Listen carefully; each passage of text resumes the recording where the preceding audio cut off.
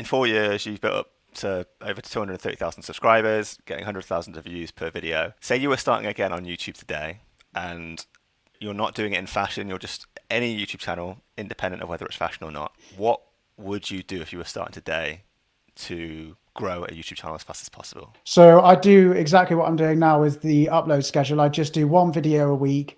I think any more than that, to start with, you're really going to struggle doing that. I think, to be honest, I actually found it easier to make videos quicker when I first started out, because I think I was less particular about shots and like my editing. I think I take a lot longer in the editing with the editing now. But I would do one video a week, set a day of the week which you're going to upload, and stick to that and just stay doing that for, it's going to take probably 2 years before you see any kind of real traction or growth. It's very rare that channels take off, like really take off, with no sort of other channel to promote their new channel or anything like that. Just, it's luck most of the time if a channel does well within the first year. So yeah, stick to one video a week, just pick something you love doing, and just make your best videos. That's the thing that I try and do now, is just make the best video possible that you can possibly make. Because if you are putting out stuff you're happy with, that you're proud of, then even for me, if it doesn't perform well, and I know if I've done my best and made a video that I'm really pleased with, if it doesn't go well, then I'm okay with that. Like, I'm absolutely fine with that, because I know it's a good video. I'm proud of it. But if you're making videos and you're not really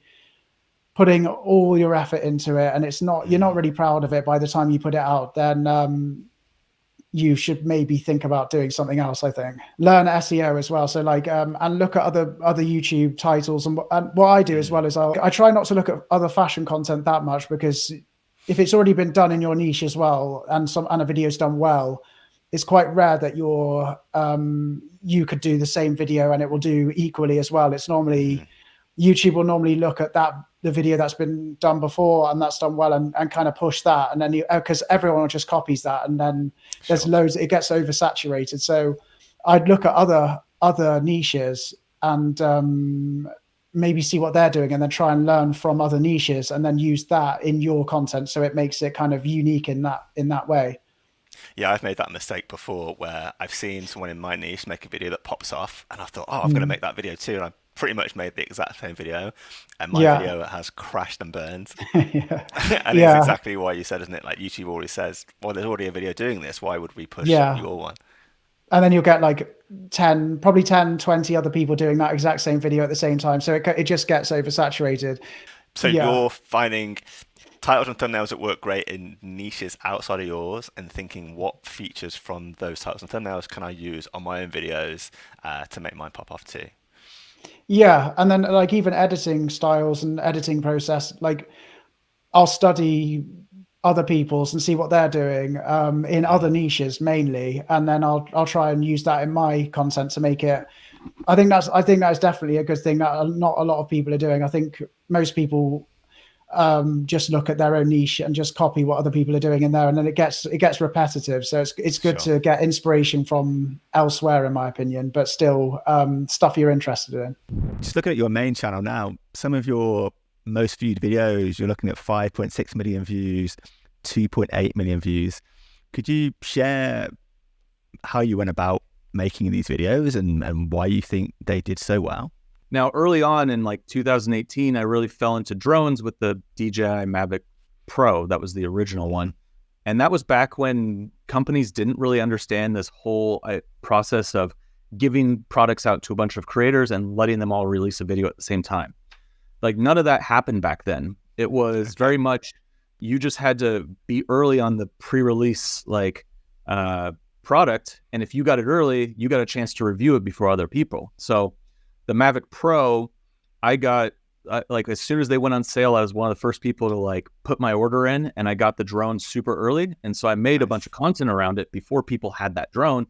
So you believe because one of you because you were one of the first people making a DJI video at that time, that's one of the reasons it did so well, got so many views?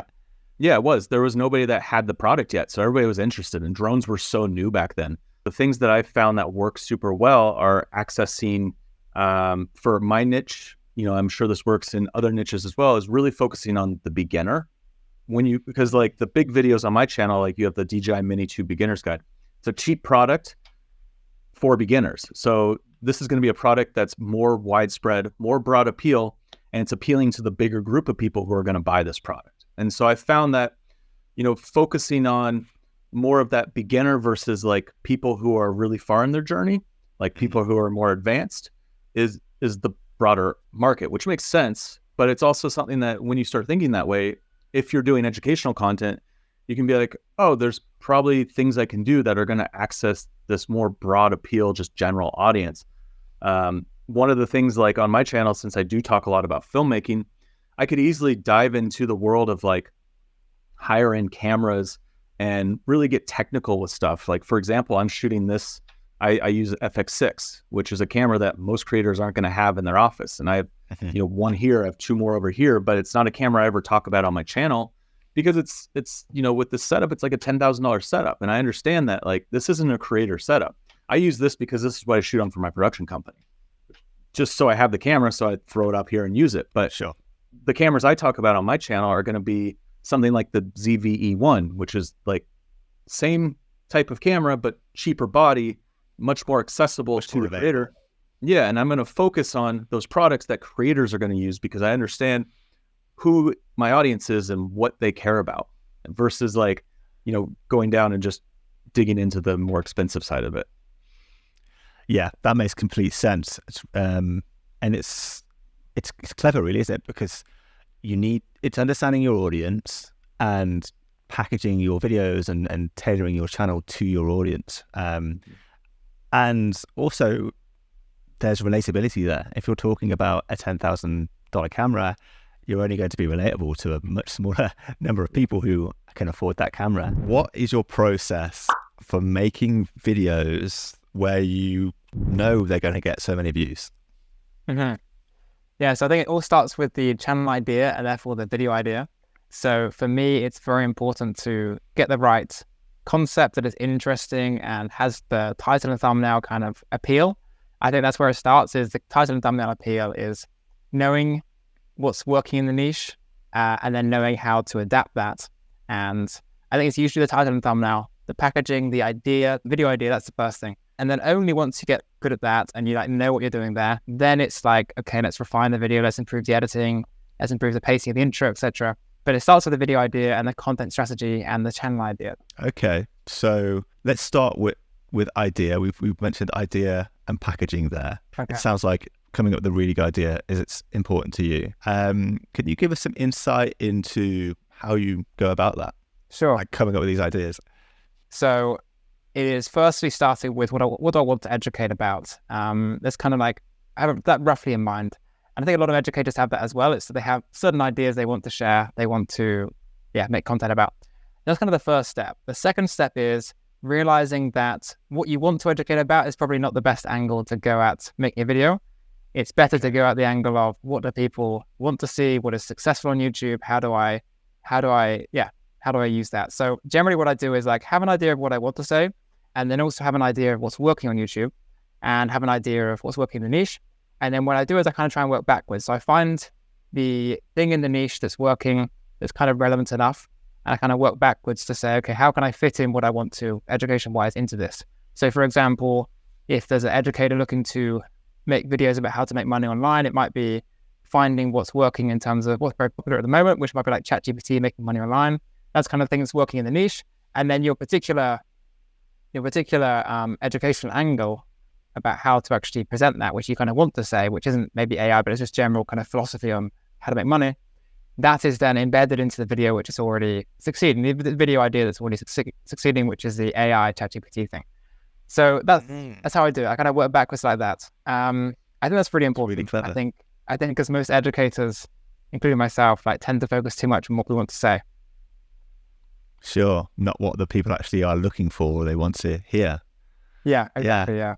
So I've created my own like private playlist called like video ideas, and it's useful because when I'm sat, that's why I naturally watch a lot of YouTube. Like we sit down in the evenings, big screen TV, we'll browse around and watch basically through our subscriptions fees.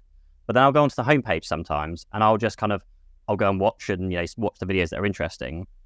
And it just so happens that I'll watch a few videos and go, oh, this is this looks like an interesting video. I wonder who the creator is, and I'll just go and look at how many subscribers they've got, and if they're a relatively small channel, and they've got a video that, you know, I'd look at the views on it and it's just blown up and done, you know, 50, 100, 200,000 views. Like, okay, cool. That's going onto my like video ideas bank of like library of ideas. And then we can kind of sit back at some point when we go through our planning stages to plan out our like the next month's content. We kind of look at those ideas and go, okay, what can we take from this? Is there an idea we can put our own spin on? Like I was saying before, a title thumbnail we can kind of apply to one of our own ideas. Can we make our own version of one? Like just trying to figure out the way that it works without ripping people off. Because I know there's also a very big trend, I guess, at the moment on YouTube of, is it the sleeping pods hotel thing somewhere where everyone just has the same thumbnail sat in the same pose in front of the same like sleeping pod because they get like 5 million views every time they do that or something. So we're not trying to just do that. We're trying to kind of take inspiration and see how we can, you know, move that into our kind of version of our content. So you're looking for videos that are getting a ton of views from channels with nowhere near the same sub count. Does it matter if they're in your niche making tech videos, or can it be any niche across YouTube that you're looking at? Generally, no. The thing is, they mostly are in tech because that's just what YouTube gets to learn that I watch anyway. So, you know, most of the things that I watch are like tech related, or there's a few kind of other things, you know, random kind of topics sprinkled in there. But yeah, most of what YouTube serves me is like the tech content. But yeah, similarly, you can take the principle from absolutely any genre on YouTube and still apply it into your own niche. If it's a tech channel, then yeah, we can kind of make a tech version of it. Mm-hmm. Yeah, I've started on a weekly basis collecting 10 title and thumbnail combinations that I found on YouTube that are getting like a ton of views, hundreds of thousands of views for channels with less than 10,000 subscribers, because I agree with you. I just believe that there's so much value in a great title and thumbnail combination, and it's potentially a skill that a lot of small YouTubers haven't got yet, is how to craft a great title and thumbnail. So if there's like a template you can follow, I think that can really help you kind of get a head start and get some leverage. I've certainly learned over the last 6 months or so. So we've been working on our titles and thumbnails for the last 6 months, and that's when the channel's like done what it's done. You know, before 6 months ago, we weren't getting these kind of views straight away, and the thumbnails certainly have kind of changed the format. And again, we're trying different formats. There's the don't use a VPN, the YouTube scan with like holding the hand out and the iPad. Oh, yeah. That was kind of one we kind of replicated from someone else. But just improving the title thumbnail makes a dramatic like difference with your video's performance versus just making a better video. And I'm going through this whole like conundrum at the moment in my life of like, to me, the pains that I have when I'm making YouTube videos are, I think I'm at the stage where I need someone to help me shoot the videos, like a videographer. And I think I need some office space because I just don't have the space here. I'm starting to run out with the amount of stuff I've got in this room. So like my head's going, or rather my heart's going, I want all those things. Whereas my head is just going, no, the sensible thing is just work on your titles and thumbnails. Because really it does matter to a certain extent, but it doesn't really matter what the video is like behind the title and thumbnail. You just need to have that great title, thumbnail, and a hook of the video. And then regardless of how bad your video is, it's still going to perform well because you've got a great title and thumbnail. The amount of time and effort you can put into the title and thumbnail will directly impact how well your video's performing. We've just signed up for Ed Film Booth's thumbnail course. You know, even at, you know, our level now, or my level now, where we're, you know, approaching 100,000 subscribers, we're still looking at ways we can improve. And like, yeah, I think I just spent £800 on Ed's course or something to just get better at things. So you want to constantly learn and get better at everything. The biggest thing I've learned from Ed's course at the moment is like, there should be like one hero in your thumbnail, one focus. And like, that's what we're trying to learn now, rather than having, you know, in some of the older thumbnails, it was just, do you look at me? Do you look at the thing? Do you look at the text? Do you look at the bright objects in the corner? But actually, like nowadays, it's just like, hey, here is the tech that's in the video. And that's like the main. Right. We've been hearing great tips so far on how to get more views on YouTube. But if you're like me, you'll know that no matter how hard we work, some months views might be up and other months our views might be down. And when looking at ad revenue, that means that some months we might earn a lot and other months we might not. And I, for one, do not like that monthly inconsistency that comes with our YouTube earnings. So I went away and I found out that YouTubers like JevenDovey that you'll see on screen now, and even smaller YouTubers like Brendan Washington, are using a platform called UScreen to solve this problem. What is UScreen and how does it help us earn monthly recurring income, you might ask?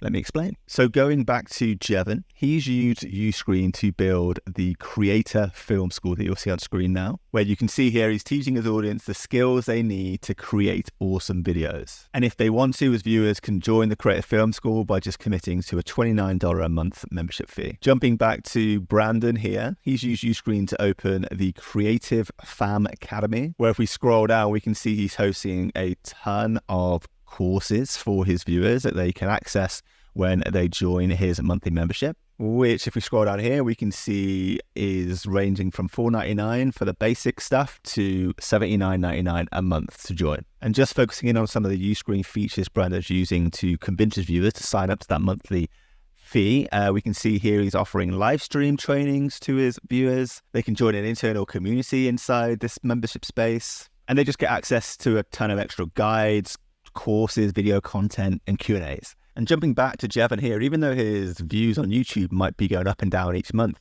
if he can convert 100 of his viewers to sign up to his $29 a month membership, well, that's $2,900 he's making every month, regardless of how many views he gets on YouTube. Seeing these creators doing this solidifies inside me how great I think building a membership space around your YouTube channel is. It generates you recurring, consistent income every month, and it just means that you're not obsessing over whether your views are up or down on YouTube month in, month out. In fact, if you look on screen now, you'll see that I'm using UScreen myself to build up my own membership platform.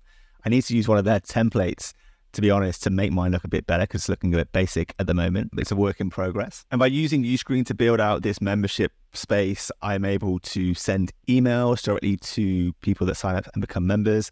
I'm able to offer free trials and provide coupon codes to my viewers. And jumping over here, you'll also see the behind the scenes of what the community space looks like inside a UScreen membership area, where members of my membership space can come and have a chats with each other, speak to me, and just build a community inside my membership platform. And later, if I wanted to, I could bring my membership space into my own white label mobile and TV app, which means people could access it on iPhone, Android, Fire Stick, Roku TV, all of those usual suspects. It's a no-brainer for YouTubers like you and me making educational content to build membership sites alongside our channels to just get that guaranteed recurring revenue. I recommend using UScreen to do it. Thankfully, they're sponsors of this podcast. So if you want to get set up, you can use my partner link that you'll find below in the description to this video. Thanks. And then we also use TubeBuddy and other tools like that, and like Google Trends. Can you tell us how you're using TubeBuddy and Google Trends and these tools that you use? TubeBuddy will have, like, you can track keywords and it'll send you videos. It's not great. I don't know if it's because I don't know how to use it well yet, but like I could do cleaning products or whatever, and it'll track that, and then I can see what's doing well under that topic, or like a different topic that I'm interested in. And then I can watch their videos, and often they're completely different than what I would do, but it still can inspire me. And then also you can use Google Trends by putting in like the last 90 days searches for YouTube and putting in like keywords there and seeing, you know, what is working right now. And sometimes you'll see brands that are really popular, you know, or topics that are really popular that you wouldn't have thought of. Because like cleaning strawberries, for example, it's spring and people are eating strawberries. And so when I put cleaning in, I don't know if that's right now, but I just put cleaning, and I saw that cleaning strawberries was really popular. We already have a video about cleaning strawberries. It didn't do well. We could try to do better, look at our retention graphs and, you know, research it. But I, you know, like, so up there, when instead of United Kingdom, of course, I'd have United States, and past day, I would put 90 days. Okay, let's do a little run through here. So you come to Google Trends and you've searched for cleaning strawberries in the United States, and you're looking at activity in the last 90 days, right? Mm-hmm. But I would just put cleaning. Oh, okay, my bad. Because so you're putting cleaning in. I just put a keyword, like for you would be like, no, maybe it would be just YouTube. I don't know. And then instead of search, I'm put YouTube search. Oh, okay. You know what? The amount of time I've been a YouTuber, I didn't know that you could get YouTube search specific results in Google Trends. So I've just learned something myself here. Wow. Okay, so scroll down, and then you can see on the right-hand side after the states. I don't really pay attention. Okay, So I think it's interesting. So spring cleaning, of course. Right now it is May, barely ending spring. Cleaning tombstones, I don't think that's going to really work for us, but go ahead and scroll to the next list. Okay, so I'm pressing this arrow here. Yeah. So you're looking through here to get ideas, are you, for videos when you're doing this? Okay, so there's your cleaning headphones, and then cleaning strawberries at number 7. It was even higher before, if I remember it right. But there we go. Yeah, so there's a bunch of ideas. Pole filter cleaning, I'm not going to do that one, but obviously spring cleaning's huge right now. I probably won't clean a Blackstone griddle. Go ahead and arrow to the right again. I'll just pause you 1 second. So you've come to Google Trend and you've typed in cleaning and you've looked through here. And am I right in thinking that you've seen cleaning strawberries? So that's given you an idea to make a video about cleaning strawberries? Yes. Okay. And then you saw pool filter cleaning and you ruled that out. What's your criteria for deciding which videos you make and which you don't from this list? I don't have a pool. Only a certain people do. It's so specialized. I could interview someone, and we have a community pool actually. I could try that, but I don't know. It's not that important to me. I don't feel like it'll appeal to enough of our audience. I don't know how many are pool owners. I could go to our community tab and ask, do you own a pool? Yes or no? Vote, and I could look and if I was wrong, then I would be doing that pool cleaning video. It just gives you an idea of what people are then looking at the last couple months, and you can change it around. And it's such a useful tool. Yeah, it's free and everybody can use it. Okay, so you mentioned story then. So it sounds like you think story is quite important when you're making a YouTube video. Is that correct? Huge. Yeah. I think I can't think of any YouTube video that I've watched and enjoyed that isn't a story. And it doesn't matter what the thing's about. I'm a massive fan of Casey Neistat. He's one of my YouTube heroes, and I'm sure lots of people who watch this are probably the same. But and he demonstrates that storytelling ability brilliantly. He has a very defined beginning, middle, and end, and it has the whole character arc that you see in Hollywood. And although his videos are traditionally vlog style, lifestyle type things, which do have those elements, obviously it's easier in a way to tell a story in that way, in that niche. Even if you're doing tech reviews, if I'm reviewing a phone, for instance, I can tell a story about this phone. In fact, it's a really good example because phones are boring, Greg. I love tech. It's the reason I started this channel. But we're at a point now where this stuff is incredibly dull because it's so good. You can't buy a bad phone. You can't buy a bad car. You can't buy a bad laptop unless you really look hard. So because of that, you have two choices. You either sit there and waffle on about the specs of this thing, which anyone can do just by reading Apple's website, or you build a narrative around it. So, what is it? Why does that phone matter to me? Why do I like it? Why do I not like it? And then the reasons around that is where the story starts to come out, basically. Cool. So I've just popped up one of your videos recently where you're talking about a MacBook. So hopefully that helps you kind of talk us through how you weave story into your videos. Yeah, I mean, this is a great example because although it includes something about the MacBook, the story is actually about the iPad Mini, and it's about traveling abroad with just the iPad Mini as your main computer. So immediately you've got a story there because, firstly, who would do that? But equally, because it's such an unusual thing to do and such a risky thing to do, it immediately, like I say, you've got a story there, you've got a narrative, which is interesting even before you started, before you started watching the video. And you weave the MacBook thing in because the point of this one is that normally I would go, if I'm going abroad somewhere, I'll take my MacBook. I wouldn't dare not take it because I'm thinking I might need to edit videos while I'm away. I'm really comfortable with Mac OS. I love iPads, but the thought of just having an iPad is frightening, and being hundreds of miles from home, thousands of miles from home is frightening. So immediately there's going to be people watching who are thinking, I'm the same. I'm always using my MacBook. I wouldn't leave the house without it. But actually, I've got this tiny little iPad, which is thinner, lighter, probably might have better battery. I wonder what would happen if I just started taking that away. Could I go into an iPad-only life, if you like?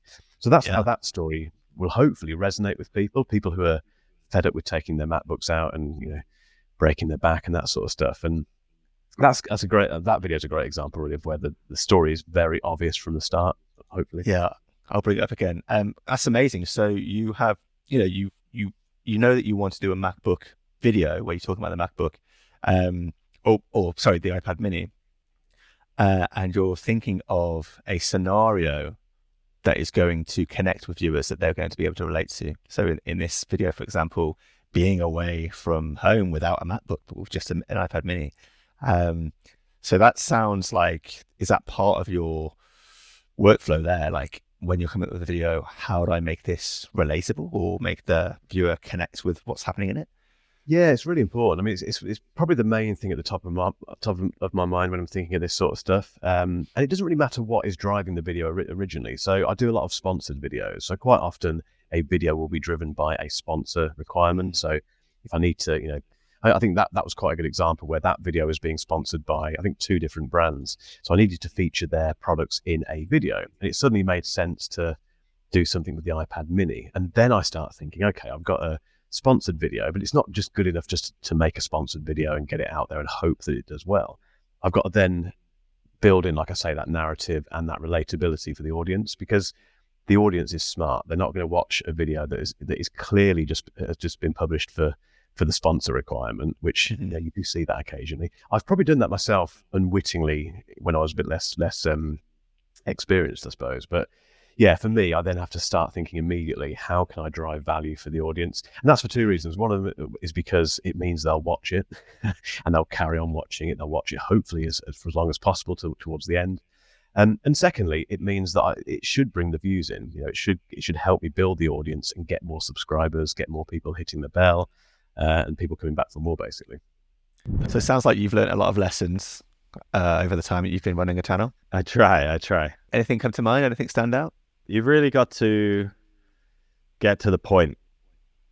Even if the video, like I appear in my videos, I'm a character in my videos, but don't for a second waste any time introducing yourself. Just get to the meat of the video. I would say put your best visuals at the start of the video. Don't even worry about like saving something for later. Just get it in. If you've got the video that I'm editing as we speak, that I'll carry on editing after we finish this, the first part of the video is loaded with footage that is great, and it will reappear later, but I'm sort of showing people like, look what's going to be in this video, man. Like I got clips of fish nibbling on the turtle shell. This is some crazy footage. Like I got some crazy drone shots of Easter Island. I've got animated maps. Stick around. This is going to be an interesting one. So I think front load the video with some interesting stuff. Just get straight into the point, and create a sense of like interest, curiosity, excitement. But again, this is easily said, difficult to do, and every video is another challenge. And just try your best to do that. Try your best to make the best video you can. With the limits of your time and ability and budget. Yeah, and don't worry about like saving anything for later. If you've got an amazing drone shot of whatever, if you've got a really important piece of footage of whatever, put it in the first 30 seconds, man. Put it in the first 20 seconds. Get people excited to watch the video. Because I think YouTube is watching that retention very closely. Have the first 30 seconds. I mean, I don't know where they consider a cutoff, but the longer you can keep someone on the video, the longer. And you don't have to do this in a Mr. Beast way where you just like blast them with really insane energy. But the more you spark their curiosity, the more you keep their interest, the more engaging the video is, the better it'll turn out. And you see so much advice. There are so many people that give out advice on Twitter and online, and it's really hard to listen to everyone's advice because everyone has different opinions and everyone has different proven practices. What works for one person doesn't work for everyone else. So when you see someone give you advice about having, storytelling or having structure to a video or whatever it may be, it's not always going to work for many people. And you need to find what works best for you, both mentally and for your audience, which is going to be the way that you like it. And I found that my new one, I never thought that I would drop my intros. I haven't dropped my intros. I still keep them. people do say we should not have intros anymore. In 2023, drop intros. No more of this, who you are, what the video is about. I disagree, because when I watch a video, I like the intro, but I think there's a certain way of the intro being structured that you need to pay attention to. Is it long-winded? Are you doubling your explanations too much? Because a lot of people do things like that. They talk about what is, say, the most popular thing, and then they go, and why is it the most popular? And they keep asking the same question in a roundabout way for 2 minutes of length. And what I did in my latest one was say immediately, did you know you can use only black to create a piece? And I was just like, okay, so there's the hook, that's the title. Everyone knows that. They saw the title when they clicked, so they knew that, but I doubled down on it. And then what I did was, okay, so in order to do this video using only black, so now I'm expanding on that title and answering that question in how I'm going to do it, but showcasing other things around me while I'm doing that. So they're not just watching me on camera talking about how I'm going to do it. They're now getting sneaky cuts away. It hasn't really changed. My intro hasn't really changed. It's just the editing format has changed. And that's causing people to stick around. Like I imagine, you take what you learned worked well on this video and do it again the next time. Exactly. Double it down as well. Never be afraid of repeating content. I've done this for too long now. I've always been afraid of reusing assets and reusing B-roll, and I've never done it up until now. Now I'm reusing things because now I'm just cutting my recording time. It used to take me around 8 to 9 days to make a video. That takes me around 3 days. Planning fallacy is when we think that something new that we're about to start is going to take far less of our time than it actually ends up taking. For me, it was when I started my new podcast, Channel Chats. The long discussions with big YouTubers that were sharing tips to help smaller YouTubers succeed were easy to get out. But it took me so much more time than I realized it would to cut those long discussions down into shorts to go out onto YouTube Shorts. When I later found out that the AI Opus clip would automatically turn my podcast episodes into clips in the click of a button, I thought my problems were solved, but it was giving me clips that were 120 seconds long, longer than the 60-second YouTube Shorts limit. So what I've learned now when using Opus, the link so that's around this video, is you need to be selecting these buttons at the start of the process to make sure that you get clips that are short enough to be YouTube Shorts. So make sure you're doing that if you want to use your clips as YouTube Shorts, and hit me up with any other questions you have. So this is something that I started implementing, I guess 2 or 3 months ago, or whenever that tweet came out, actually. It essentially, it seems to have this kind of magical effect. And I said on Twitter more recently, this is the closest thing to a hack that I have discovered since doing all of this. And obviously there are no hacks, etc., etc. But it just, when you use this formula on your call to action at the end, the end screen click rate just outperforms the channel average nearly every time. I've had other people DMing me their end screen, screenshots like the ones you can see there, where it just seems to work. So I thought amazing. We can maybe talk through how I rewrote somebody's call to action to implement the technique. Okay, here's your original tweet. Run us through it, George. Yeah. Okay. So when I was first kind of figuring this out, I broke down a call to action on somebody's video that they'd sent me and essentially rewrote it. So the first thing that I did here, and something that I do across script writing, that is one of the most effective things that I have found for being able to see clearly what it is that your script is doing and what the purpose of certain parts of your script is to essentially label or highlight what certain sentences are for. So this is the call to action that we have at the moment. I won't read it out. If you want to read it, you can pause it. But what I did first of all was to label, as I say, what each of these 5 sentences are. So if we scroll on to the next tweet, you'll see how I labeled them, essentially. So we've got the link, first of all, and that is not the URL, that is the link back to what is in the current video, right? So I mentioned earlier that salting your food in advance can be extremely powerful. So that familiarizes the audience with the idea that we're talking about something that's just happened. Like I said earlier, what we want to do is not let people know that this video is about to end. So that's all good. Mentioning something that's happened in the video already kind of seems like, well, we're just continuing to talk about this topic. Yeah, it doesn't necessarily suggest that the video is ending, does it? You're just referring back to something that came earlier.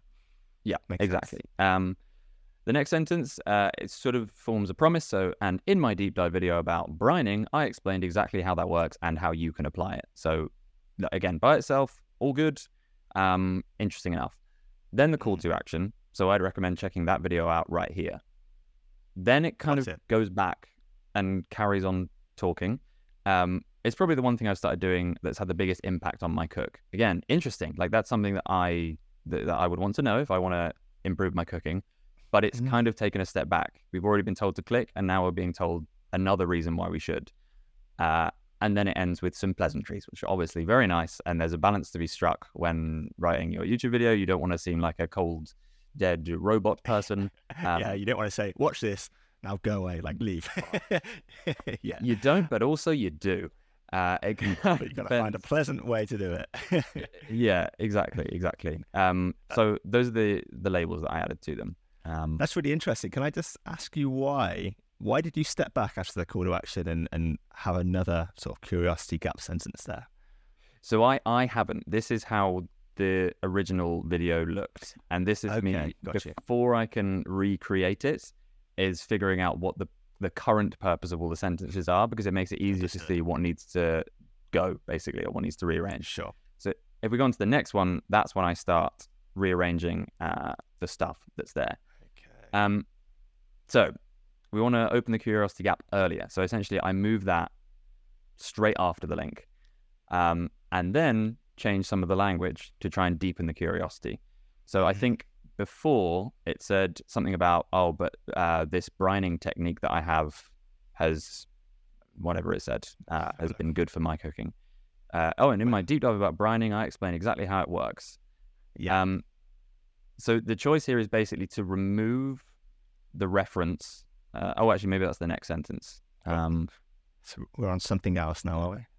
Yeah, something else. So essentially, we're trying to just make the language more impactful. And again, something else, we're not being too specific with it. We're keeping it vague. We're keeping that curiosity gap wide. And again, something that's had an even bigger impact on my cook.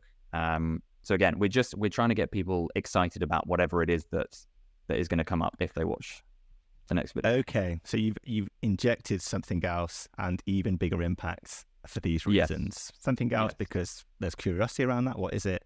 And even bigger impacts. Because it's even bigger than the amazing video they've just watched from that YouTuber in the first place. Exactly. And then we got the pleasantries, I'm afraid to say. Okay, all right. So you can just end the video and you don't need a nice sign off. You can, but we're not done. There is another phase after this as well, just to basically make the promise more effective. Okay, so if let's just take stock what you've done so far then. So the first 4 sentences have stayed, although you've rewritten the curiosity gap. Wait a second, link curiosity. Okay, so before it was link promise call to action curiosity gap. Now it's link curiosity gap before the promise then call to action. So you've rearranged some things as well as removing the pleasantries. Interesting. Yeah, essentially. The curiosity gap basically needs to come next, in my opinion, because again, we're figuring out, we're getting to the heart of why people would care, essentially. We need to hook them with that. We might want to make it clear that this next thing that I'm about to say is going to be something that you need to hear. And so again, that curiosity needs to be kept nice and wide early on, essentially. Makes complete sense, yeah. Yeah. Okay, so link is you've rounded off the video with a link. I mentioned this beforehand, and then you've raised curiosity before making the promise. Yeah, makes complete sense. Great, that makes sense so far. Should we move on? Sure. Okay. So the last step is essentially combining the call to action and the promise, because it feels a little more natural to speak in that way. So if you skip on to the next screenshot, I think. You can see that. So rather than saying, but in my deep dive on whatever the topic is, I'll show you what it is. So make sure to click that video to check it out. You're kind of repeating yourself if that's the case. So the last step really is just combining those two things. So what I started to talk about it just now. I got slightly lost as to where we were, but the reference to brining specifically originally kind of gives away what the technique is that you're going to need for the next one. So I consciously made that more vague. So you've taken brining out of the link? Or whatever it was, but I think the promise originally. Okay. So let's double check, because just so people can follow. Go to the top. Okay, yes. And in my deep dive video about brining, I explained, okay, but having that originally, the viewer knows that you're probably going to be talking about brining in the next video that you're sending them to. So you've taken it out of the promise in the finished product to increase that curiosity. Exactly. And that allows you to then say, and as I have done in the combined call to action promise, not only will I show you how you can use this technique, but I'll show you what it is, because you don't know what it is at this point. So it's just, like you say, an additional kind of bit of curiosity for them. And then being super specific with the promise, essentially the transformation that you're going to receive by clicking it. So you're really, it's first of all making it relevant to what you've already spoken about, which in turn makes it seem like you're not going to lead them to another video. You're just continuing to talk about whatever the topic is you've been discussing. Sure. Then you widen that curiosity gap, getting them, keen to find out what it is you're going to talk about next. And then you hit them with, and this is what I promise you will receive, how you will be transformed if you then go ahead and click this video. And then you get out. Amazing. And it's more concise, isn't it, than original? You've only got 3 sections. You've combined 2 sections into one, and you've removed one. So you've gone from 5 to 3 sentences there. Yeah, exactly. So as you can see, in the kind of last tweet about this, I basically said the aim is setting up a point that links to the current video, widen the curiosity gap, and then promise a specific transformation they will get.